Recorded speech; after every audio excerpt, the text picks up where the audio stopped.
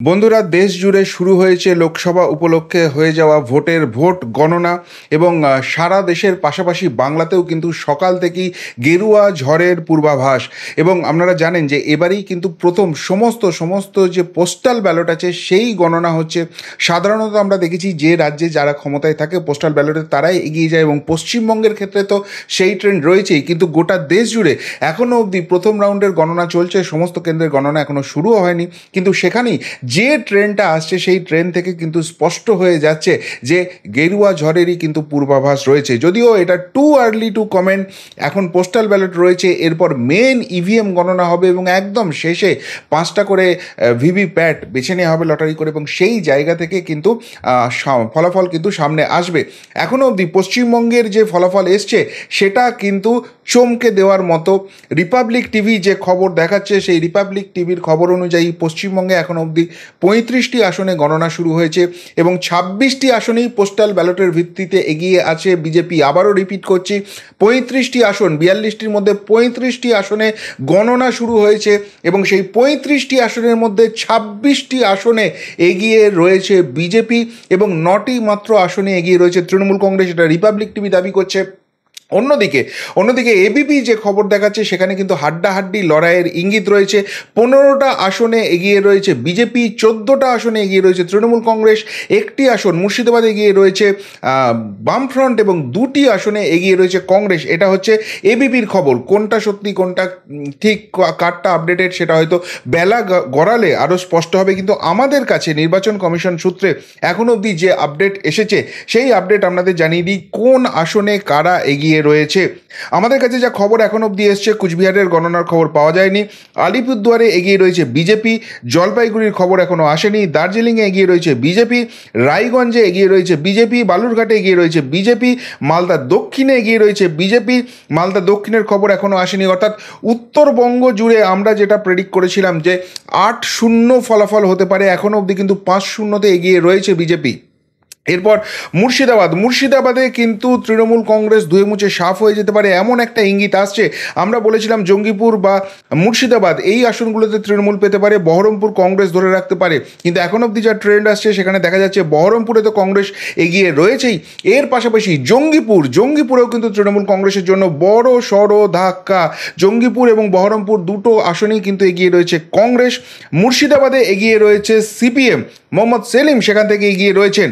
এরপরেও কিন্তু খাতা খুলতে দেখা যাচ্ছে না তৃণমূল কংগ্রেসকে। আমরা নদিয়াতে আসছি। নদিয়াতে কৃষ্ণনগর এবং রানাঘাট দুটি আসনেই কিন্তু লিড করছে বিজেপি। অর্থাৎ কৃষ্ণনগরে রানিমা অমৃতা রায় এবং রানাঘাটে জগন্নাথ সরকার তারা লিড করছেন। এর পরের 3টি আসন উত্তর 24 পরগনা, সেই উত্তর 24 পরগনাতেও কিন্তু বিজেপি ঝড়েরই পূর্বাভাস রয়েছে।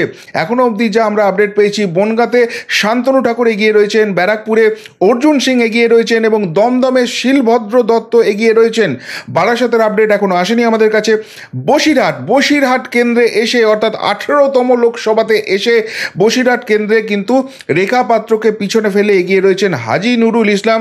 জয়নগরে এগিয়ে রয়েছে তৃণমূল কংগ্রেস। বসিরহাট এবং জয়নগর দুটোতেই কিন্তু লিড করছে তৃণমূল কংগ্রেস। কিন্তু সকলকে চমকে দিয়ে যেটা ভাবা হচ্ছিল যে মথুরাপুরে প্রধানমন্ত্রী যে সভা হয়েছিল সেখানে বিজেপি ভালো ফল করতে পারে, সেই মথুরাপুরে কিন্তু বিজেপি লিড করছে। এখন অবধি আমাদের কাছে যা খবর, মথুরাপুর থেকেও লিড করছে বিজেপি। ডায়মন্ড হারবার এবং যাদবপুর, অর্থাৎ অভিষেক ব্যানার্জি, সায়নী ঘোষ তারা কিন্তু তৃণমূলের হয়ে সেখানে লিড করছে। কলকাতা দক্ষিণের খবর এখনও আসেনি। কলকাতা উত্তর একটু সেটব্যাক। অনেকেই মনে করছিলেন তাপস রায় এখানে বাজিমাত করবেন, কিন্তু যেটা প্রাইমারি ট্রেন্ড আসছে সেই কলকাতা উত্তর এগিয়ে রয়েছেন কিন্তু তৃণমূল কংগ্রেস। সুদীপ ব্যানার্জি এখানে এগিয়ে রয়েছেন। হাওড়া উলুবেরিয়ার আপডেট এখনও আসেনি। শ্রীরামপুর কেন্দ্রে এগিয়ে রয়েছে তৃণমূল কংগ্রেস। হুগলি আসেনি, কিন্তু বিজেপি আরামবাগে লিড করতে শুরু করে দিয়েছে। আমাদের কাছে যে আপডেট এসছে, আরামবাগ থেকে বিজেপি লিড করছে। তমলুক, কাঁথি দুটো আসনেই, অর্থাৎ একদিকে যেরকম রয়েছেন অভিজিৎ গাঙ্গুলি প্রাক্তন বিচারপতি, অন্যদিকে সৌমেন্দু অধিকারী পরিবার থেকে দুজনেই কিন্তু তমলুক এবং কাঁথি থেকে বিজেপির হয়ে লিড করছেন। এর পাশাপাশি ঘাটালে বেশ সারপ্রাইজিং খবর আসছে। ঘাটালে কিন্তু হিরণ অনেকটা এগিয়ে গেছেন শোনা যাচ্ছে। ঘাটালে কিন্তু প্রথম রাউন্ডে একটা ভালো লিড পেয়েছেন হিরণ, যদিও তিনি কিন্তু ইতিমধ্যেই অভিযোগ করতে শুরু করে দিয়েছেন যে ভেতরে ভেতরে যেটা বলা হয়েছিল যে সরকারি কর্মচারী ছাড়া কাউকে ঢোকানো হবে না, কিন্তু সেখানে কন্ট্রাকচুয়াল স্টাফ ঢোকানো হচ্ছে। সুতরাং ঘাটাল শেষ পর্যন্ত কি হবে একটা কিন্তু টেনশন থাকছে। ঘাটালে ঘাটালে বিজেপি আপাতত এগিয়ে রয়েছে, কিন্তু হিরণ অলরেডি কিন্তু সেখানে অভিযোগ করতে শুরু করে দিয়েছেন। মেদিনীপুরে কিন্তু এগিয়ে রয়েছে বিজেপি, অগ্নিমিত্রা পাল এগিয়ে গেছেন। ঝাড়গ্রামে তৃণমূল কংগ্রেসের কালীপদ সোরেন লিড করছেন। পুরুলিয়াতে জ্যোতির্ময় সিং মাহাতো বিজেপির হয়ে লিড করছেন। বাঁকুড়াতে কিন্তু কাটেকি টক্কর চলছে, কিন্তু সেখানে খুব অল্প ব্যবধানে হলেও বিজেপি এগিয়ে রয়েছে। বিষ্ণুপুর এখনও কিন্তু আপডেট আসেনি। বর্ধমান পূর্ব অসীম সরকার বিজেপির হয়ে তিনি কিন্তু এগিয়ে গেলেন। বর্ধমান দুর্গাপুর দিলীপ ঘোষ আপডেট আসেনি। আসানসোল আলুলিয়া জি এখনও আপডেট আসেনি। বোলপুর এবং বীরভূম দুটো আসনই বিজেপি পোস্টাল ব্যালটে লিড করছিল, কিন্তু তারপর ইভিএম কাউন্টিং শুরু হয়েছে এবং ইভিএম কাউন্টিং শুরু হতেই তৃণমূল কংগ্রেস কিন্তু এগিয়ে গেছে। আবারও বলি, এখন অবধি 42টি আসনের মধ্যে 35টি আসনের ট্রেন্ড সামনে এসেছে এবং সেই জায়গা থেকে পোস্টাল ব্যালটের নিরিখে 26-9 এগিয়ে রয়েছে BJP as per Republic TV, এবং অ্যাজ পার এবিপি আনন্দ কাটেকি টক্কর চলছে। আবারও আপডেট হলো, এবিপি আনন্দের যেটা আপডেট হলো, 18টাতে এগিয়ে রয়েছে বিজেপি, 13টাতে এগিয়ে রয়েছে তৃণমূল, 19টাতে এগিয়ে রয়েছে বিজেপি, 13টাতে এগিয়ে রয়েছে তৃণমূল, একটি বাম এবং দুটি হচ্ছে এগিয়ে রয়েছে কংগ্রেস। এই মুহূর্তে আপডেট এলো হুগলির আপডেটটা হলো হুগলি থেকে এগিয়ে গেলেন লকেট চট্টোপাধ্যায়, তিনি কিন্তু প্রথম রাউন্ডেই পিছনে ফেলে দিলেন রচনা বন্দ্যোপাধ্যায়কে। আসানসোল থেকেও এগিয়ে গেল বিজেপি, এস আহলুলিয়াজি তিনি এগিয়ে গেলেন আসানসোল কেন্দ্র থেকে। বর্তমান দুর্গাপুর দিলীপ ঘোষ এগিয়ে গেলেন, এস আহলুলিয়া এবং দিলীপ ঘোষ দুজনেই কিন্তু এগিয়ে গেলেন। জলপাইগুড়ির আপডেট এলো, জলপাইগুড়ি থেকে এগিয়ে আছেন জয়ন্ত রায়। অর্থাৎ কিন্তু যে আসনগুলোতে বিজেপির প্রেডিক্ট করা হচ্ছিল সেই আসনগুলোতে সবগুলোতেই পোস্টাল ব্যালটের নিরিখে এগিয়ে রয়েছে বিজেপি। তার পাশাপাশি যে আসনগুলো হাড্ডাহাড্ডি মনে করা হচ্ছিল, সেই আসনগুলোর বেশিরভাগের ক্ষেত্রেই কিন্তু এগিয়ে যাচ্ছে বিরোধীরা। কোথাও বিজেপি এগোচ্ছে, কোথাও সিপিএম এগোচ্ছে, কোথাও কংগ্রেস এগোচ্ছে। এখনও অবধি যেটা কংগ্রেসের জন্য ভালো খবর, তারা কিন্তু জঙ্গিপুর এবং বহরমপুর, মালদা দক্ষিণে লিড করছে কংগ্রেস, মালদা দক্ষিণও কিন্তু কংগ্রেস লিড করছে। কংগ্রেস 3টি আসনে লিড করছে, মালদা দক্ষিণ, জঙ্গিপুর এবং বহরমপুর। সিপিএম একটি আসনে লিড করছে, সেটা হচ্ছে মুর্শিদাবাদ। অন্যদিকে বেশিরভাগ আসনেই কিন্তু লিড করতে শুরু করেছে বিজেপি। তৃণমূল কংগ্রেস লিড করছে ডায়মন্ড হারবার, তৃণমূল কংগ্রেস লিড করছে জয়নগর, তৃণমূল কংগ্রেস লিড করছে যাদবপুর, কলকাতা উত্তর, শ্রীরামপুর, ঝাড়গ্রাম, বোলপুর এবং বীরভূম। এই কটি আসনে শুধু এখন অবধি তৃণমূলের লিড দেখাচ্ছে। বাকি আসনগুলোতে সবগুলোতেই যতগুলো এখনও হয়েছে, বারাসত এখনও কাউন্টিং হয়নি, হাওড়া উলুবেড়িয়া এখনও কাউন্টিংয়ের আপডেট আসেনি, সেইগুলো কিন্তু এখনও নেই। বিষ্ণুপুরেও লিড করছে বিজেপি। অর্থাৎ এখনও অবধি যে আসনগুলোর পোস্টাল ব্যালটের গণনার আপডেট মোটামুটি এলো, সেখানে প্রায় 26টি আসনে এগিয়ে রয়েছে বিজেপি এবং 9টি আসনে এগিয়ে রয়েছে তৃণমূল কংগ্রেস। 26-9 ট্রেন্ড চলছে। এখনও 7টি আসনের গণনা কিন্তু বাকি রয়েছে এবং তার মধ্যে 4টি আসনের আপডেট এলো, সেখানে আবার কিন্তু 3টি আসনে এগিয়ে রয়েছে কংগ্রেস, 1টি আসনে এগিয়ে রয়েছে সিপিএম।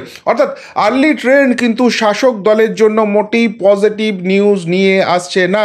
যে কথাটা জোর দিয়ে তৃণমূল নেত্রী মমতা বন্দ্যোপাধ্যায় বলছিলেন যে এক্সিট পোল মানি না, বিশ্বাস করি না, সেটা তার গণতান্ত্রিক অধিকার, তিনি নাই করতে পারেন, কিন্তু প্রাইমারি ট্রেন্ড যদি কোনো রকম কোনো কিছুর ইঙ্গিত দেয়, এক্সিট পোল কিন্তু সঠিকই ছিল এবং এক্সিট পোলের থেকেও ভালো ফল করার সম্ভাবনা বিজেপির অন্তত এই বাংলায় রয়েছে। এক্সিট পোলের থেকেও ভালো ফল করার সম্ভাবনা এই বাংলায় বিজেপির রয়েছে। অন্যদিকে তৃণমূল কংগ্রেসের বিরুদ্ধে যে প্রবল অ্যান্টি ইনকামবেন্সির হাওয়া ছিল, সেটা অন্তত এই পোস্টাল ব্যালটের ভোটে এস্টাবলিশ হয়ে গেছে। আসলে সরকারি কর্মচারী তারাই ম্যাক্সিমাম ক্ষেত্রে পোস্টাল ব্যালটে ভোট দেন, যদিও অনেক সময় সেটাকে ম্যানিপুলেট করা হয়, তাদেরকে ভোট দিতে দেওয়া হয় না।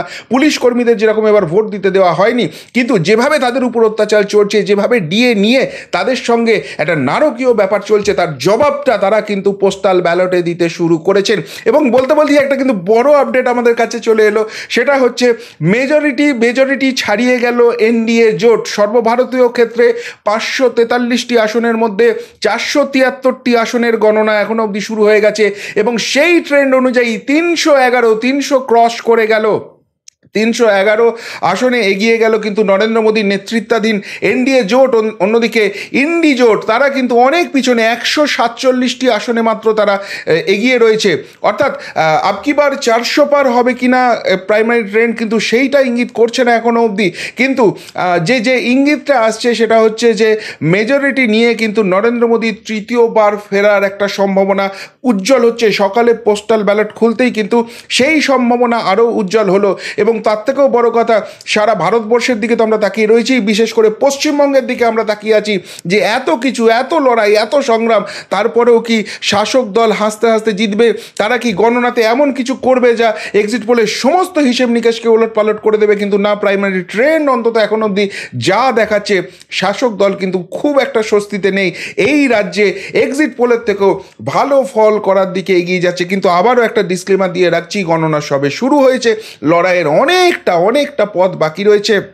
এরপর বিভিন্ন রাউন্ডে ইভিএম গণনা শুরু হবে এবং ইভিএম গণনা শেষ হয়ে যাওয়ার পরও ভিভিপ্যাট 5টা করে লটারি করে ভিভিপ্যাট তুলে নিয়ে সেইটা মেলানো হবে এবং তারপর ফাইনাল আসবে। কিন্তু মোটামুটি 11:30 12টার দিকেই ট্রেন্ড সেট হয়ে যাবে এবং 2টো 2:30টার দিকেই কিন্তু ট্রেন্ড কিন্তু অনেকটা স্পষ্ট হয়ে যাবে। আর সন্ধ্যের মধ্যে আশা করা যায় আগামী 5 বছর কাদের হাতে ভারতবর্ষের শাসন ক্ষমতা থাকছে, পশ্চিমবঙ্গের হালটা কি, তার সমস্ত ছবিটা স্পষ্ট হয়ে যাবে। আমরা পিরিয়ডিক্যালি আপনাদের কাছে আপডেট নিয়ে আসার চেষ্টা করব, একদম কেন্দ্র ধরে কোন কেন্দ্রে কে এগিয়ে রয়েছে, কতটা এগিয়ে রয়েছে, কত রাউন্ড রয়েছে, কত রাউন্ড বাকি রয়েছে, তার সমস্ত আপডেট দেওয়ার চেষ্টা করব। কিন্তু এই যে প্রাইমারি ট্রেন্ড, এই যে গেরুয়া ঝড়ের ইঙ্গিত, সেটা বাংলা হোক, সেটা দেশ হোক, এই নিয়ে যদি আপনাদের কিছু বলার থাকে অবশ্যই করে কিন্তু কমেন্ট বক্সে কমেন্ট করে জানাবেন। এখনকার মতো এখানেই শেষ করলাম, ফেরত আসছি নতুন প্রতিবেদন নিয়ে খুব তাড়াতাড়ি। ভালো থাকবেন, সাথে থাকবেন, পাশে থাকবেন। নমস্কার।